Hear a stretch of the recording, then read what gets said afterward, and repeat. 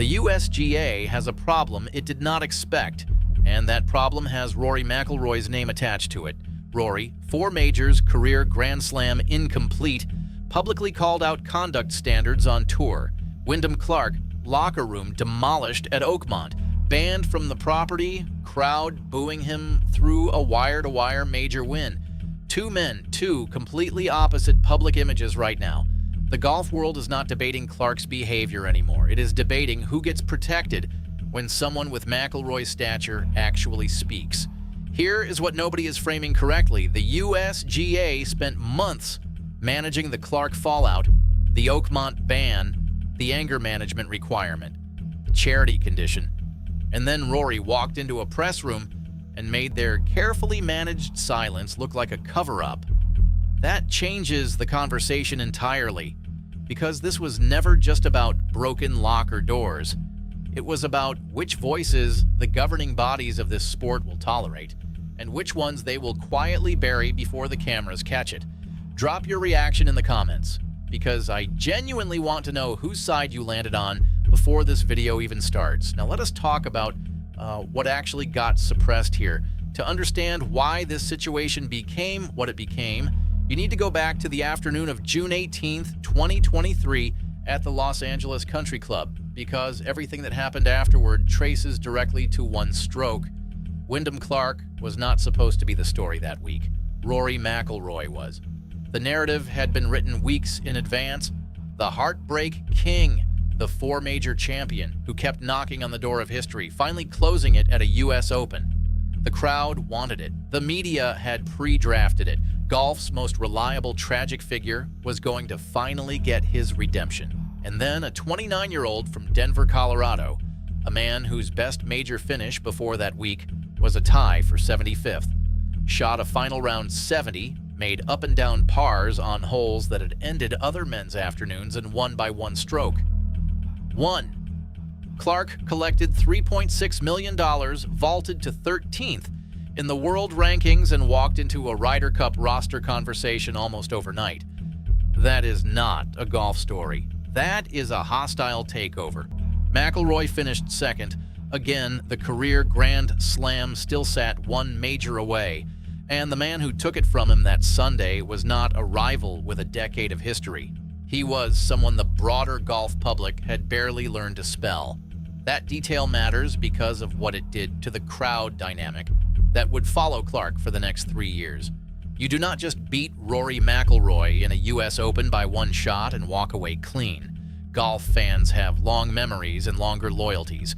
The moment Clark walked off that 18th green at LACC with the trophy, he inherited an enemy base he had done nothing to earn except win. In professional golf, sometimes that is enough. What is critical to understand about McIlroy, and this is the thread that connects every piece of this story, is that his entire public identity is built on hunger and heartbreak. He does not hide it. He has spoken openly about what the Grand Slam means, what the Masters specifically represents, what finishing 2nd at a major does to a competitor at his level. That transparency is exactly why fans orbit him. It is also why watching Clark take that 2023 trophy affected the crowd the way it did. Rory's pain is public property in professional golf. When someone inflicts it, the audience takes it personally. The loss at LACC was not just a scorecard result. For McIlroy's fan base, it was a wound. Clark, for his part, was riding the highest wave of his career through the back half of 2023. Ryder Cup selection, a top 10 finish at the Tour Championship worth $5 million in FedEx Cup money. He ended the year ranked 7th in the world. What followed should have been the beginning of a sustained run at the top. Instead, it became one of the more quietly devastating collapses in recent PGA Tour history. Not because of one catastrophic moment, but because of a slow, grinding mental erosion that Clark himself eventually described in plain terms. By November 2025, he sat at 33rd in the world. He told Golf Week that he had started spiraling mentally, that his swing had gone sideways with it, that the year had broken him down in ways a good year never could. That kind of honesty is rare on tour, It also tends to arrive after something forces sit out of you. Consider what a drop from 7th to 33rd actually means beyond a number. Sponsorship conversations change. Tournament invitations that felt automatic begin requiring a phone call. The caddy who has carried your bag for 8 years starts doing the same math you are doing in your own head. Clark and John Ellis had worked together since the beginning, through the leanweb.com years, through the Wells Fargo breakthrough, through LACC, and the $3.6 million Sunday. 8 years of course management, yardage books, and shared silence on difficult holes. When that partnership dissolved in March 2026, Clark described it as mutual. In professional golf, mutual tends to mean both sides had been reading the same uncomfortable numbers for longer than either admitted. Before Clark said any of that publicly, 2 incidents had already said it for him. The first came at Quail Hollow during the 2025 PGA Championship. Frustration on the 16th hole boiled over. Clark threw his driver. The club went through an advertisement sign. It nearly hit a marshal standing nearby. He apologized on social media. The language was right, the accountability was present, but the image had already circulated. A player who had represented the United States at the Ryder Cup, who had won a U.S. Open throwing equipment in a major championship, while a course staff member stood in the landing zone. That post did not disappear quietly. It became the first data point in a pattern the golf public would not forget. The second incident was the one that changed everything. The 2025 U.S. Open at Oakmont. Clark shot 74 in round 1, 74 in round 2, and missed the cut by a single stroke. 1 stroke, the same margin by which he had beaten McIlroy 2 years earlier, now working against him. What happened next was not caught on camera, but it did not need to be. Reports came out, then photographs. The Oakmont locker room, one of the most storied clubhouses in American golf, had multiple lockers damaged, doors broken, panels torn. Clark's frustration had not stayed inside his head this time. It had gone into the walls. The images went immediately to social media, and the reaction was not measured. Fans who had already filed Clark under "Guy Who Beat Rory" now had a second entry in the ledger. The USGA confirmed an investigation. The golf world was not just talking about it, it was dividing over it.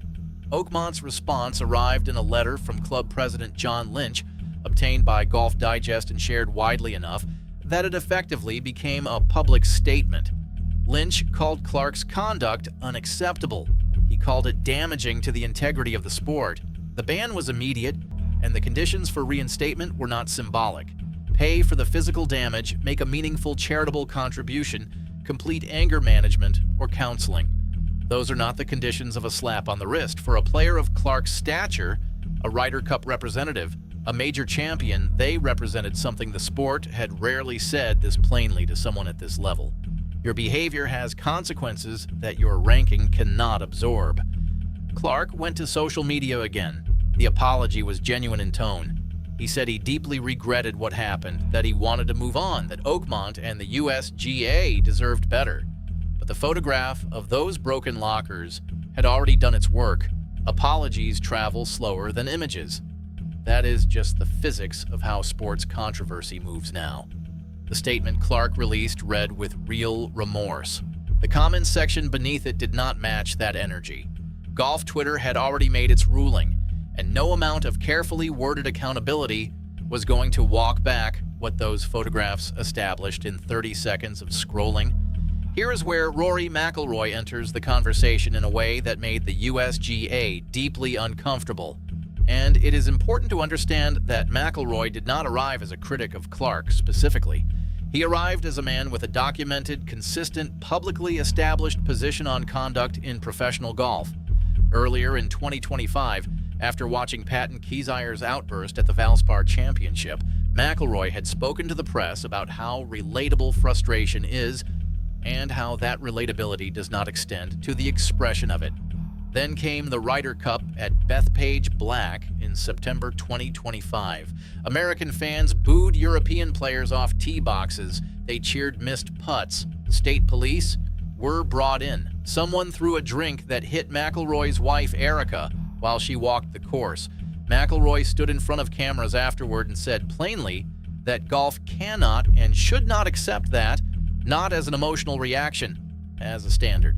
That is the distinction that matters. When McIlroy then addressed the Clark situation, the locker room, the ban, the institutional response, he did not frame it as an attack on a rival. He framed it as a question about what the standard actually is, and a question delivered calmly by a six-time major champion with a global platform is not a question. It functions as a verdict. The USGA had spent weeks carefully managing Clark's rehabilitation, the ban conditions, the quiet reinstatement process, the language around his apology and growth.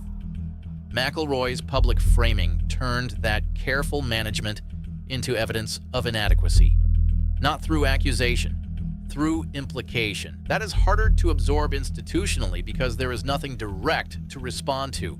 Governing bodies in professional sport are not designed to handle credible dissent from credible sources. They are designed to handle obvious misconduct, the locker room destruction, the thrown club, the broken sign. Those situations come with a playbook, a ban, conditions, a public letter, a quiet reinstatement. The playbook works when no one with real standing challenges whether the response was sufficient. McIlroy has real standing. He has 6 major championships. He has a Ryder Cup captaincy conversation attached to his name. He has a fan base that treats his press room appearances as appointment television. When he raises a question about institutional standards, even carefully, even without direct accusation, the USGA does not get to answer with silence. Every subsequent decision they make gets read through the lens of that question. That is precisely the kind of pressure organizations work to prevent before it starts. Golf Channel's Eamon Lynch called New York golf fans a stain on the game after what Clark endured at Shinnecock in the 2026 U.S. Open. That tells you how quickly the conversation had shifted, because by June 2026, Clark had done everything asked of him. He paid for the Oakmont damages. He completed all required conditions. He split with his caddy of 8 years and rebuilt his preparation from scratch. He won the CJ Cup Byron Nelson in May 2026, shooting a final round 60. He arrived at Shinnecock as the first round leader, and the crowd booed him from the moment he stepped onto the first tee. That Shinnecock crowd came expecting a collapse, not a champion.